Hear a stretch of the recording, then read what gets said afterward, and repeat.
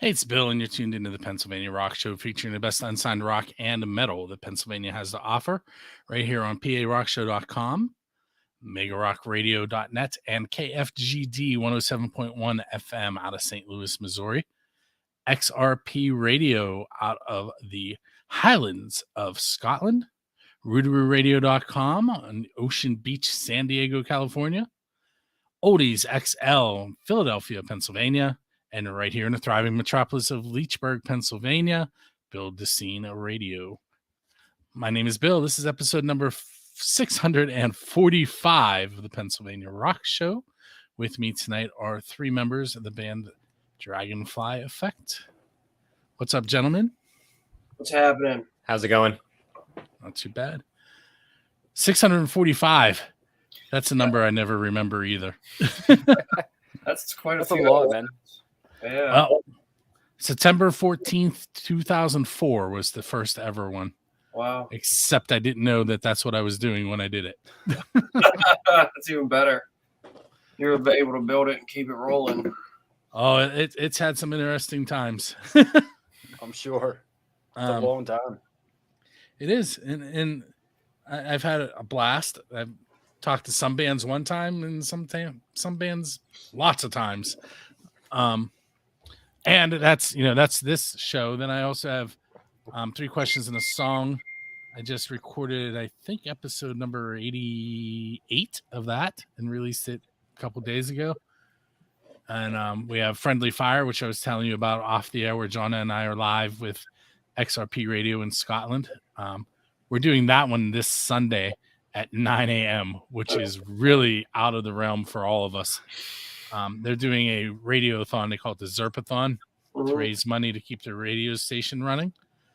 And that's where we fit in. Nice. And to put it in perspective, John and I will both be at Squirrel Hill Sports Bar the night before for Neostem CD release. It's going to be a hard morning. Yeah. What time is it in Scotland? And Saturday, it's my birthday. So it's going to be my happy birthday. birthday. Happy Running birthday, into yeah. the next. Thank you. So in Scotland at that point, I believe they're still 5 hours ahead of us. So it'll be, 2 p.m.? 2 o'clock, yeah. Yeah. It may be 6. I'm not sure because of the time change. So either 2 or 3. That's right. But- They don't all change at the same time as we do. I remember some of my UK friends were saying that they don't shift till like a week after us or something weird. I was on a video call yesterday with a guy in France about music from the 412, which I'll mention in a moment. And they were 6 hours ahead of us. If you're not familiar with music from the 412, it's musicfromthe412.com. It hasn't officially released yet, but you can go there and find out what's going on. It is going to be a 24/7, basically MTV for the Pittsburgh and surrounding area. Nice. They'll be running videos, and there will be produced shows with hosts and VJs, and it's going to be a lot of fun. Yeah, Yeah, it sounds awesome, man. Sounds really cool. So you guys should go there and submit some of your videos so that we can add them to the playlist. okay. Yeah, for sure. Okay. Now that I've done all of my marketing, let's talk about your band. Good deal. I don't That's usually fair. do It's your that. show. I don't usually do that up loaded up in the front. Usually I spread it out. Oh, good, man. Oh, good.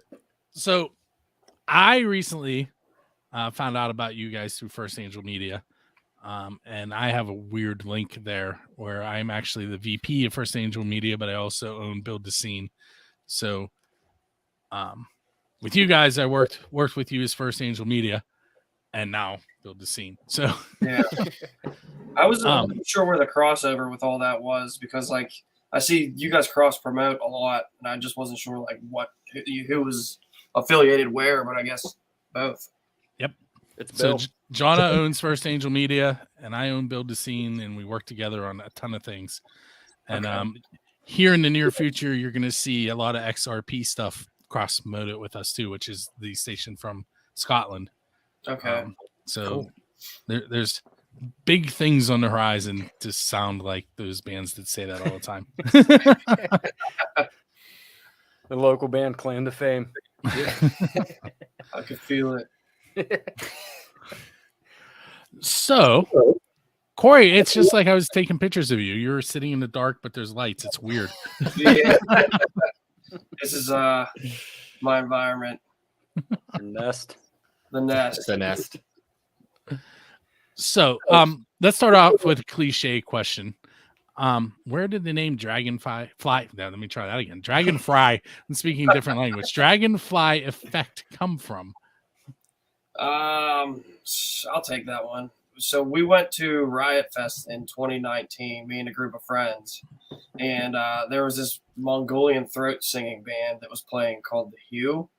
I don't know if you've ever heard of them, but they're like they have a unique sound, and they're really good. But like during their set, it was like 2 PM, and it like had just rained right before they went on. And like I don't know if it was like the throat singing that like made these dragonflies just like swarm out of everywhere, but there were just dragonflies everywhere in the middle of this field. So fast forward, I don't know what, 2 years, a year, and then Last September, I think. Yeah. we were all just like this. A mutual friend of Matt and his name's Brad. He was the guy I was with at Riot Fest, and then we were just chatting about band names. And he just kind of like spitballed it, and like me and Matt were just like, wow, that's actually pretty good, because we were back and forth between a few different names for a little while there, and then as soon as he spit out Dragonfly Effect, we were just like, wow, that's actually kind of cool. So we just rolled with it, and that's where it came from. It was the Dragonflies whenever you was playing at Riot Fest. You guys got to come up with a folklore story to go along with that. Yeah. While you were telling it, of course, my brain is not working again. But the John Cena superhero show, I know what you're talking about. yeah, where the little alien fairy things take over people. So we kind of have like a backstory. Like I don't know, we can get into that now, I guess. But like we kind of have like this dystopian backstory that we're kind of trying to base like the image and like the overall like vibe off of. I also kind of get like and I'm gonna go back years here, but kind of when I'm looking at your imaging and your marketing, I get like an X-Files feeling from the images. Yeah, like a science fiction type of thing. We are kind of targeting that a little bit. And by a little bit, I mean a lot. Yeah. Real quick, for those of you that are tuned in and watching us live currently, if you comment on the videos, we can actually see your comments everywhere except for the PA Rock Show, AK Music Scene group. That one I haven't figured out how to get the comments to show up, but everywhere else, if you comment, we can respond. And I can post it in the video, and the band can respond too when they see it. So if you're interested in asking the band a question, I'm okay with that if you pop it in the chat. Yep. All right. So now I'm going to give you guys one of my off-the-wall questions. Cool. So you're leaving a show, and there's a DeLorean sitting there with its door open and a flux capacitor in the back seat. So you can borrow it and bring it back, and no one will ever know you had it. Where are you going in time, and what band are you going to hang out with while you're there? Or 1985, and I'm going to go party with Motley Crue. That's my answer. I would probably go back and see if I could hang out with the Pink Floyd guys. It's a good one. I think I'd have to echo what Jay said. I think I'd like to go hang out with Motley Crue. I think they'd be pretty fun to hang out with back in the day. Yeah, that would have to be such an experience, man. Probably won't remember it, but it would probably be fun while it lasted. I've said what I'm about to say probably a million times on this show, but I feel like the Dirt movie Yeah. was a letdown because there's no way that they weren't worse than what they showed. Right. Yeah. That movie was pretty good though. Yeah, I enjoyed it. I mean, it was definitely Hollywooded a bit, but It was, but it was still a cool it's Motley story. Crue. You still Yeah. gotta love it. I like how Ozzy just like snorted the E. in the fire ants. Then you Yeah, I don't know if I could do that. It was I think it was Tommy Lee's. I don't remember detail. I'm pretty sure it was Tommy Lee's. Yeah, like pushed him out of the way. He's like, no, I'm taking that too. Yeah. Ozzy would be a good one to go back and hang out with though. Mhm.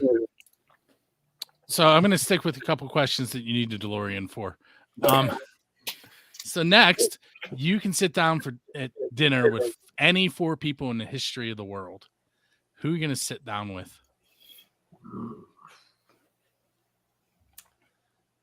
I'd say probably George Washington would be one of them. I'm a history nerd, so like it's just kind of one of the things like I think it'd be really cool to hang out with him. That's all I'm really thinking of right now. It's a hard question to answer fast because anybody in the history of the world. I mean, that's just the one that popped into my head. Yeah. I think like one at least. I would probably definitely want to go hang out with Mozart. That's a good one. And then a recent one I would definitely like to sit down with Randy Rhoads because he was one of my like all-time idols. The other two, I don't know. I have to think about that. Maybe some like old king or something. I don't know. There you go. There you go. Mozart is a good one though. Yeah, That's that'd really be cool, cool. man. Or like Beethoven. Or like Pluto or Socrates or like one of the old like Greek philosophers would be cool. Yeah, it'd be cool to see if like they were actually as smart as they seemed, or if like They were just making shit up and it just happened to be cool. yeah. Or like even like an old pharaoh, like in Egyptian times would be cool. Yeah. Yeah, go hang out and see how they actually made them pyramids. Built the pyramids and just kind of check it all out. Which I was talking Hey, about. Mom. I was wondering who that was. That's my mom. I was talking to my brother yesterday about the pyramids and like they like originally were like had gold peaks and stuff on them and were like nice crispy white on the outside. Like I always wonder why like humans refurbish everything that there is. Like why don't they do something to those things? So you're leading me to another question. Okay, so Kiss played in a bay in Australia to great white sharks, and Metallica played in Antarctica. What non-standard venue do you think Dragonfly Effect should play at? Space station. That's perfect. Yeah, that works. That works really well. It actually works out perfectly. Yeah. I immediately started thinking of the was it Metalocalypse whenever they go and play at the Mariana Trench. Oh yeah. Yeah, Space Station's a good one. Space Station's a good one. Yeah. I'm down. We should do it. We'll go to space elevator and Let's figure that out somehow. Let's see. that's another thing. Me and Brad had a very long, in-depth conversation about it like 4 in the morning. Oh God. Let's just call up NASA and be like, hey, can we come play a show there? Right. Well, currently, I think NASA isn't sending any shuttles there because, if I remember correctly, Russia was threatening to leave our astronauts there. That's Yeah. right. I remember that. Yeah. So you might need to call Elon. Yeah. Maybe. Just hit him up on Twitter. Be like, yeah, Let's dude, have let me borrow one of them rockets. I'll fly his DMs and be like, yo, what up? He's probably cooler anyways, honestly. Oh, you probably have a better shot talking to Elon than you would at NASA. Anybody from NASA, yeah. Yeah. All right, so Matt, your mom would like to know when your next concert is. I think Again, we're hey, Mom. February. I was gonna say, I think right off, I think the next show is like February, what was it, 19th? or 18th or somewhere in the middle of February. Yeah, it was like it's February 18th. It's a Saturday. That's our currently next booked show. I know there was that potential for the one next month, December 10th, but I don't know if that's I what don't the know- status is with that. I don't know if that's happening now or not. I'm not sure. Yeah. So I have a former guest hanging out, Mighty Casey. I don't know if you guys are familiar with him, but he's asked 2 questions for you. He wants to know what your favorite music genre is and what your favorite rock song is. I'd say favorite genre for me is like alternative rock, hard rock. I'm probably the same. I like alternative, like progressive metal.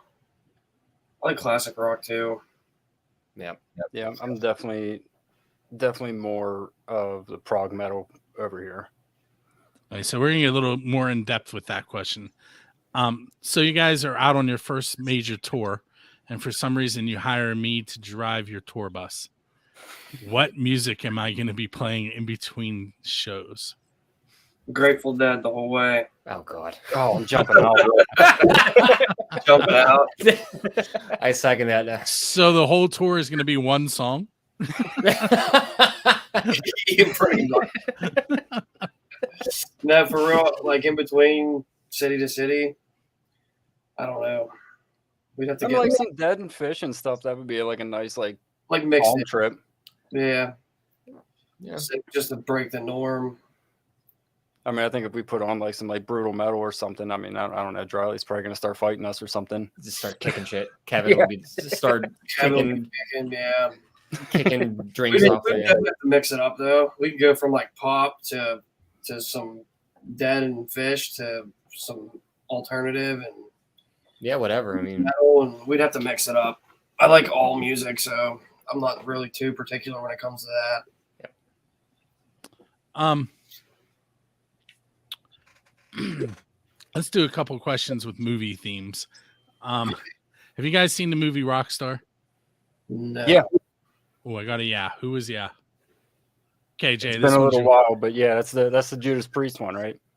Well, they Based won't on. they won't let you say that, but yes, that's the Right. one. All right, so basically, for anyone not familiar, the movie is loosely based on Judas Priest when they replaced their singer with Tim Ripper Owens, who was in a tribute band for them, and he did a couple albums with them and then left because they brought him back. So here's the question, Jay. You end up in a tribute band, and the band that you're doing the tribute for asks you to come out and audition. Do you do it? Yeah. Probably, yeah. Yeah. I mean, especially if you're in a tribute band, you're already like really into that band. Like that would be like a dream come true in that situation. Yeah. I'd say yeah. And you're probably making a hell of a lot more money with the real band than you would with the tribute band. Yeah. I would hope. I kind of feel that there were, Judas Priest was sort of inducted into the Rock and Roll Hall of Fame, sort of. But they left some people out, including Ripper Owens. And I have a hard time with that. I feel like, especially Ripper's been like one of my favorite metal singers for a long time. Like every project he's done, he's just killed it. Because like without him coming in through that period, I don't know if Priest was making it through that segment there. Because like metal was kind of dying off anyways. Yeah, it's kind of a not cool move to keep him out on that. well, and he wasn't the only member that they didn't include, but all right, so next movie scene, and this one all of you can answer. So this is my Forrest Gump question. So you're sitting on a bench, and along comes your musical idol, and they sit down next to you, and you get to have a conversation with them, kind of like Forrest did with his box of chocolates, except you can only ask one question of your idol. Who are you talking to, and what question are you going to ask?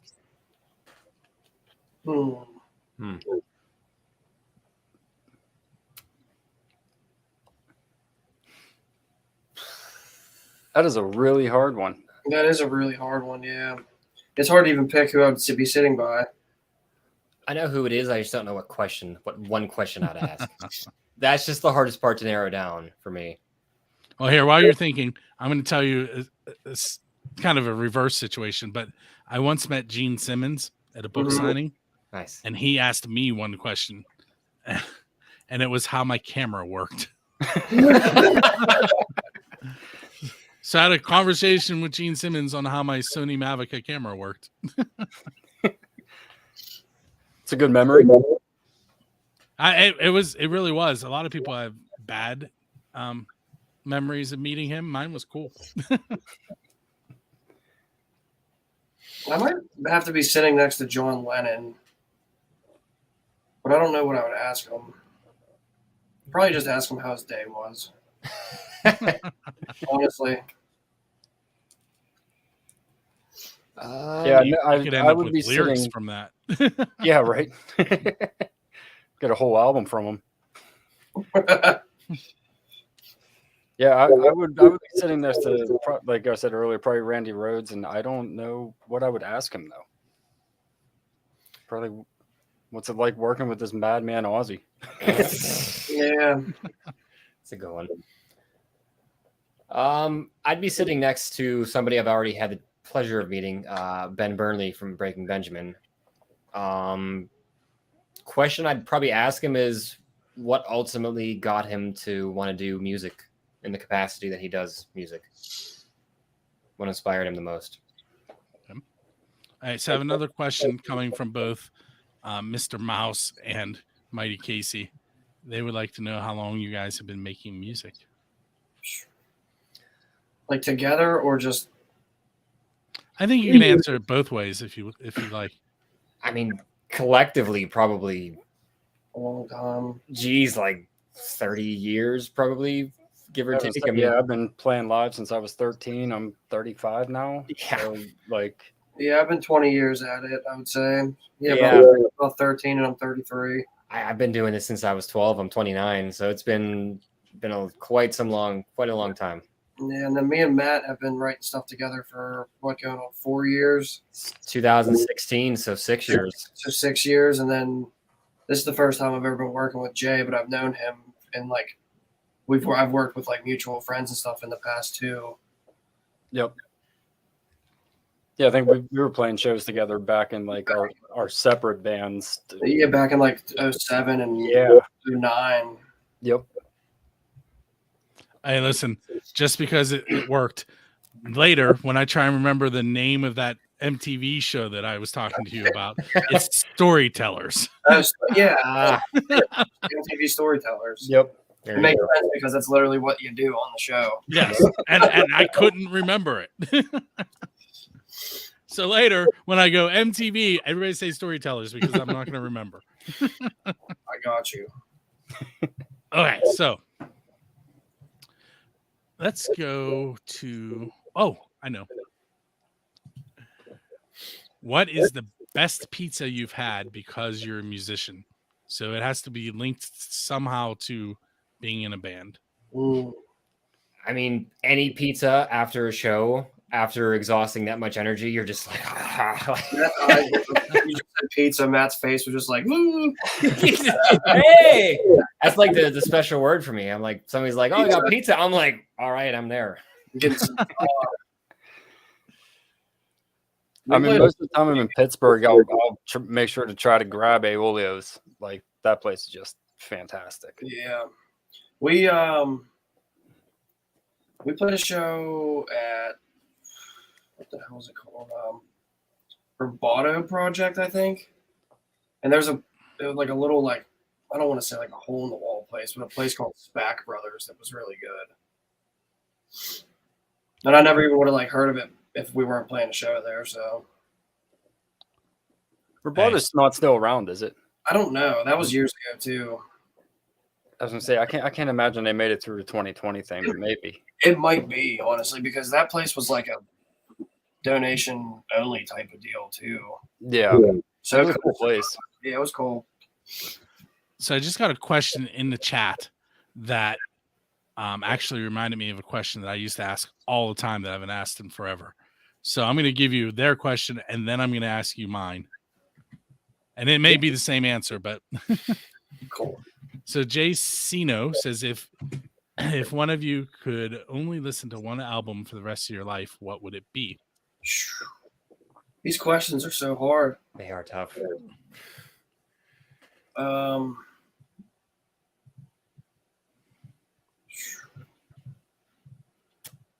There's a go ahead, Matt. No, I'm gonna be cliche and typical. Phobia by Breaking Ben. That's for me probably one of the best albums for them. I could listen to that for the rest of my life and be fine with it. I would probably I feel like that's going to be your answer for my other question too. Then probably. I feel like I would probably go with Leftover Tour from Kansas. That's one of those bands and albums that like my entire life I've always crutched back to that. Like that would probably be my Desert Island album. There it is. There's a band called Iron and Wine that I like a lot. They had a live set from Bonnaroo in 2007, and that would be something that I would be able to listen to even when I'm old. And like I think it can transcend across a bunch of decades. Okay, so now I'm going to give you mine. Unless I got everybody right. Yep. Okay. Yes, sir. So I want you to think about that one album that you can listen to first track all the way to the end. And imagine that you now have never heard it and you get to hear it again for the first time. Which album is that? Which one do you want to have that euphoria all over again? There's an album called Long Live by a band called The Chariot. That back when it came out, I was real into that like hardcore style of music, and I was like borderline obsessed with it for a few years. So if I could just like restart that and do that again, that'd be pretty badass. I think mine would probably be the first Megadeth. What was that? The Killing Is My Business album. My dad introduced me to that when I was like 7 or 8, and that like started this entire downhill chain of metal. But it was like so influential. I would love to like re-experience that as an adult. Yeah, I still got to go with Phobia for me. There was just a particular time in my life where I was kind of like discovering. I had rock introduced to me for a bit, but like not in the capacity that Phobia kind of hit me in. So yeah, that's just something I would definitely like to feel again. That'd be really cool. Just experience that nostalgia again. So there's a shout out to Matt from Valentino Presutti. Thanks, man. Another question coming from the Peanut Gallery. Kay Cole would like to know who has inspired you the most. Hi, Aunt Kate.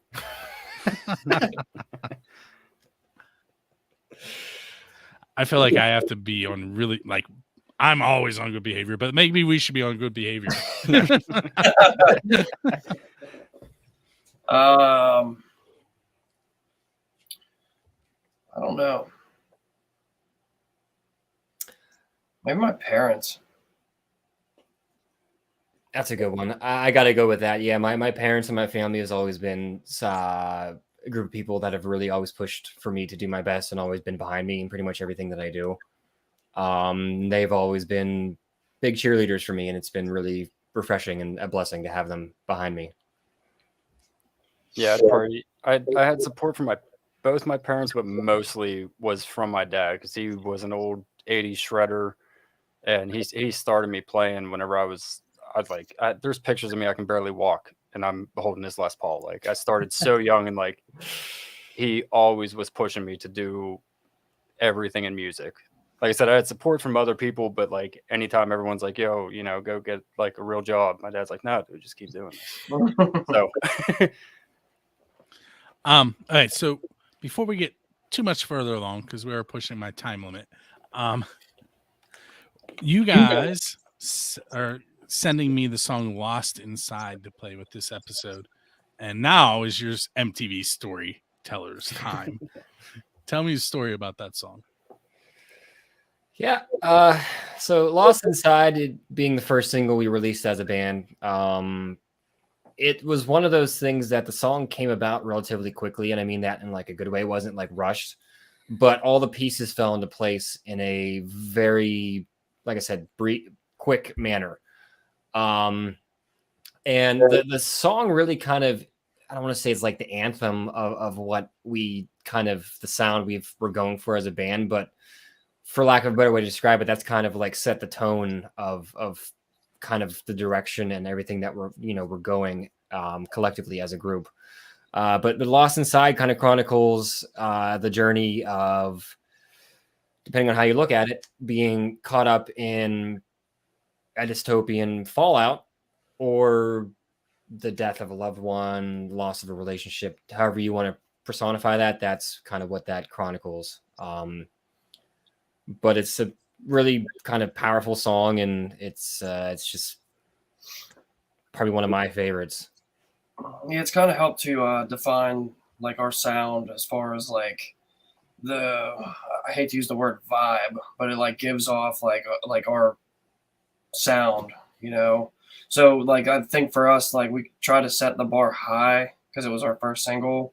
So we tried to incorporate a bunch of different elements and a bunch of the electronic stuff in there to try to like set our tone and just something to set our sound apart from any other hard rock band basically. Yep. It's like the defining track. Yeah, it was like a defining track.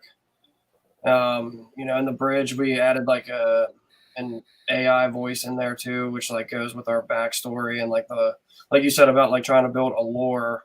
Like we are, sort of trying to do that now. That AI voice, like we basically like made her like a part of the band more or less. Like we named her. Her name's Aria, and she's like kind of like the lingering like omnipotent overseer. That is like in this. She's like the overseer of what we call the Dragonfly Corporation, which is like a pseudo government agency that is implanting these little mind link interfaces, is what we call them, into. This doesn't sound that far off from my evil fairies comment.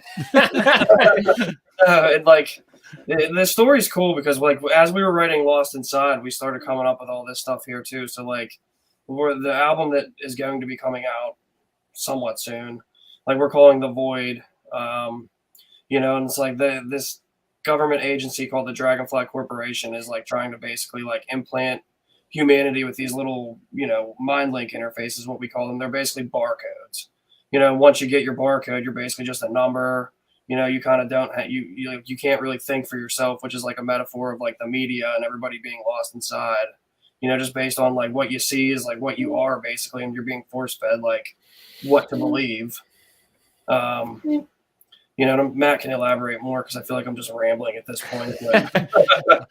Yeah, so basically Corey kind of hit the nail on the head. Basically, the Aria, she is like the main antagonist, like of us. Basically, the Dragonfly Effect, we were the resistance to what the Dragonfly Corporation was pumping out to the masses. And this is meant to happen way in the future. Well, actually, not that far off. Like the year we said it's set to happen in was like 2045. Somewhere. So like it's actually not that far off. But yeah, the Dragonfly Corporation basically, like Corey said, came out with these mind link interfaces, which was meant to kind of cure the human condition in a way, provide insight, data access, whatever, but ultimately it was a tool of enslavement that like, here, we're basically going to control what you can and can't do, authorize your time, whatever, it has to all go through them basically. And we're like, well, to heck with that. We're basically going to go against that and say, hey, stand up for yourself, believe in yourself, and identify as your own individual person, and don't just follow the masses, and think for yourself and be yourself. And that's what the Dragonfly Effect is. It's basically like, the band and all of its like fans and followers and just people in general that are like going against, what you could, the government or, in this case, the Dragonfly Corporation. Yeah, it's a cool story. And like Dryly, he's not with us now, but we were talking this past weekend with she's like not an animator, but she graphic artist. She's like a graphic artist. So we're gonna do a small series of graphic novels that like follows the storyline that we have that coincides with all the music. So it should be neat. Yep. Hey, so what we're gonna do is we're gonna take a moment and we are going to listen to Lost Inside by Dragonfly Effect. For those of you who are watching the videos live, you don't actually get to do that right now because all these streaming platforms don't like it when you do that. So what you'll have to do is wait until Friday and go to buildascene.com. The episode will be right on the homepage, and all the websites or streaming stations that I mentioned at the beginning of the show all run the show at various times throughout the week. Some of them more than once, like XRP. XRP runs it at a good time for Europeans and a good time for people in the US. So don't ask me which days and times, because I can't even remember MTV storytellers. So, all right, with that said, we're going to come back in as if we just listened to the song, and I'll ask you guys a couple more questions and then we'll be done. Cool. Okay. That was Lost Inside by Dragonfly Effect. 3 of those gentlemen are hanging out with us tonight. So I feel like this question is probably going to get a good answer, and you may read into it however you would like. So there is a catastrophic event, and it wipes out the majority of humans on Earth and all but one song from every band. Which Dragonfly Effect song should survive that catastrophic event and help repopulate the Earth? I would have to go with probably Shadows. I was gonna say we actually already have a song that like literally says like talking about the Earth. So And it's kind of more of the ballad song, so that's It's better for populating. It is, yeah. it is. Yeah. Much Thank you for saying that word. Anybody could listen to Shadows. Though. You don't have to like metal or pop or like progressive or anything. It's like across all genres. It's just like an easy listening song. Yeah. Okay. So now's where I put you each on the spot. Nice. What I want to hear about some embarrassing moments that have happened on stage, but you can't tell me about something you did. You have to tell me about something somebody else in the band did that embarrassed you. I was always the embarrassing one. So. Back in my younger years, I had a tendency to get a little bit wild. Who's first? Core, if you want to go first, go Yeah, for it. you're starting. You can go ahead. So an embarrassing thing. Now, does it have to be current project or can it be past projects? Maybe any project. Anything? Okay. Okay. Wow,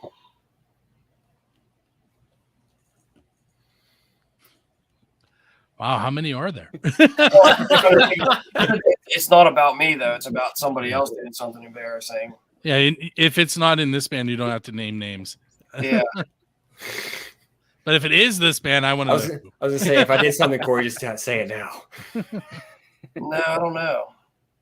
I'm trying to think. Like Reggie was always a little wild on stage, you know, and I don't know. He's just wild in general, man. He's just wild in general. Yes. Oh, you know what was one thing is whenever we were playing with Armstrong and we were playing at the Hard Rock in Pittsburgh, and we took a party bus down there to play one time, and he ended up getting so smashed by the end of the night that he took a 6-pack of beer bottles and was throwing them off the stage, like at the MC and back at the bar. And then like whenever the time came where they were just like, these dudes have to get out of here. They hey Jace, what's up? Jason. But anyways, they basically were just like, yeah, they pulled the power on us, and then it just turned into like we turned the whole Hard Rock into more or less a riot. I feel like I have a few with Armstrong as well, but I don't want to gang up on him. Yeah. I'd still love you, Mike, if you ever see this. Yeah. I think probably one of mine was early on. There was it was back in high school. There used to be like, I forget what they called it. It was like something like Band-Aid or something, but like all 5 bands that existed in the high school played at the auditorium, and the band I was in at the time, I had 2 of my friends come up the last song of the set. I think we were doing like Paradise City. They came up and they were smashed. Granted, this is still high school. They come up, and in the break right before they start, you know, dropping F-bombs, going, you know, saying a lot of stuff that you certainly should not be saying towards all the, you know, administration at the school. So they immediately pulled the plug on the mics, and they started cutting down all of the sound. So the whole last solo, it was my amp that was still playing and just acoustic drums, which in, you know, 1,000-seat auditorium, you're not hearing them anywhere. So after all this, I'm just up there by myself playing the solo to Paradise City with like nothing else going on while everybody's in awe over what they just said. I was like, this is great. I'm leaving. I'm out. See ya. Yep.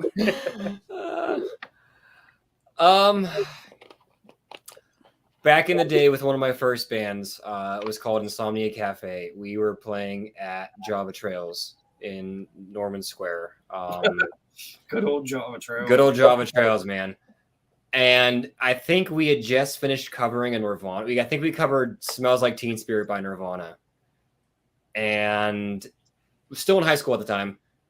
My bass player, she basically told the audience, "Hey, you can start clapping now, assholes."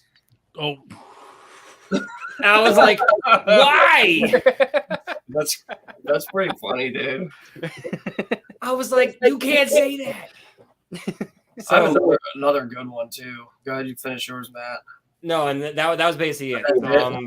And I was like, I just kind of went like that. And like, Yeah, just turn your head I away. turned around and I was like, oh, that didn't just happen. And How did the crowd react to that? they all kind of went.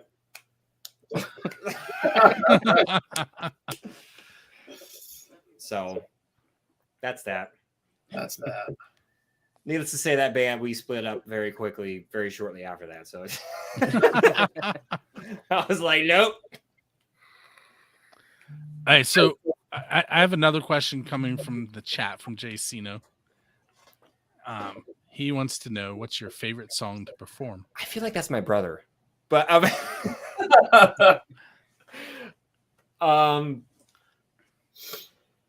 you guys want to? Do you guys have a particular one that you guys like performing the most? I'm like going through them all in my head right now. Yeah, that's kind of where I'm at. I'd say the cover that we did. We got the first chance to do it at our last show at the Manor Legion. It was a cover of Starset, My Demons. I think that was probably one of my favorite ones to do. Original though, I'd probably have to say Lost Inside. Yeah, I'm gonna have to go with Lost Inside. The Starset cover is fun to play though. I also really like playing In Flames. I like that like triplet, the little triplet part in the middle there with like the real ambient sounds going on in the background. Oh, the breakdown, yeah. That was going to be mine too. Probably In Flames is probably the most fun for me. I think that's the most like consistent energy Yeah, the whole way through. And like on I don't know, man. that song does. Colorblind's really cool too. Yeah, Because the way that I play that on bass is like a little bit more challenging. It is. So like that they're one's pretty fun. Shadows is hard to play because it's so slow. It's so slow. Yeah, dude. 95 BPMs, and it's harder to play slower than it is faster. Yeah. I don't know if I've ever played anything at 95 BPM. I mean, we can double the click if we need. Like we get. I know, I'm used to it. It just took me forever to physically like get used to swinging a stick that slow. Yeah. Well, it's funny, the practice version I have doesn't have drums or anything. So I just have this like super slow click and it's just like guitar and vocals. I'm like, I'm dragging through. I'm like, oh man. It's much better with drums to keep the tempo. Yeah. I was rushing that song for a long time too whenever we first started playing it. Like, and I was like, what is going wrong here? And then I was like, you're just literally speeding up every time. Yeah, you're playing 100 beats per minute and rushing it. Yeah. Yep. It is one of them songs you can definitely get ahead of it very easily. Like Yeah. Now it's like ingrained in my mind though, and I love playing that song too. that's a good one. It has a nice build and nice energy at the end of it. Yeah. I have an easy question for you, especially since I just put probably part of your answer at the bottom of the video. Where can the listeners find you guys online? What's the best place to send them? Yeah. So probably our .com, dragonflyeffectband.com, everything, all of our social links, all of our streaming links, they're all on there. And all of our releases, it's literally just a section on the website. You can just play it one back to back to back pretty much. Yeah, I don't tell everybody the .com or the Spotify. Yeah, I'm we're a Spotify user, so Apple Music. Yeah, but we're on Apple Music, Spotify, Napster, I think. YouTube, pretty much anywhere and everywhere you can find it. We're pretty much there. Sorry, for those of you that were watching me, my daughter walked in and was trying to talk to me while we we're live. Yeah, whenever I said Spotify, I was like, wait, was I not supposed to say that? No, you were fine. Turned the mic up. No. Like, All right. So we kind of covered what you have coming up next as far as shows, but we have not covered what you guys have coming up on December 16th. And I feel like this is the perfect time for that to happen. So go for it. Yeah. December 16th, we have a really tasty new single coming out. It's called Someday, and it's our first release with our new record label that we signed with back in July, Sono Music Group. So big shout out to them for bringing us on board, and just we're really excited about it. yeah, the other thing I will say is Someday is the first song that we wrote collectively with all 5 members in the band being Yep. in the band. Because Yep. up until then, it was me and Matt, and then it was me, Matt, and Kevin, and then Jay and Driley have been on board now for almost 6 months, Say since beginning of August. Yeah. Yeah. So somewhere like that. So yeah, it feels good to have like all 5 heads working on a project now, and I really like the way that this one turned out. I think it's going to be one of our biggest releases yet. yep. Hey, one more off the wall question, and I'll let you guys go. I like the off the wall questions because you're making me think. Yep. They're fun. All right. So this one is actually the official Build to Scene question. And it is, who is your Dave Grohl? And by that, I mean, what band or musician do you want to go up on stage with and play one of their originals? Go up and play originals. I just discovered Starset, but I would really love to go play a song with those guys. Since I discovered them, I have nothing but respect for them, and like their sound is good, and they have complexity and they have good hooks and things like that. Plus, their cinematic and like their visual aspect of everything, I really like. Aspire to get there at some point. So Yep. I think mine would probably be Dream Theater. yeah, that's Nice. That would just be Nice. incredible. that would be incredible. Nice. For me, I already got the opportunity to do this. Breaking Benjamin, I got the chance to play with them live a couple different times. And it was a rush. It was really cool. All right. So I want to thank you guys for hanging out with me on episode 645. Thank you for having us. Yeah, Yeah. thanks for having us, bud. I Appreciate really it. appreciate it. And for those of you that this is your first time seeing the show, we do this weekly. It releases on Friday at buildascene.com. I mentioned 3 questions in a song, which is the 1st and the 15th of the month. And then Friendly Fire is monthly-ish, but it doesn't really have a set date. So you just kind of have to watch Build a Scene and XRP and First Angel Media to figure out when we're doing that one.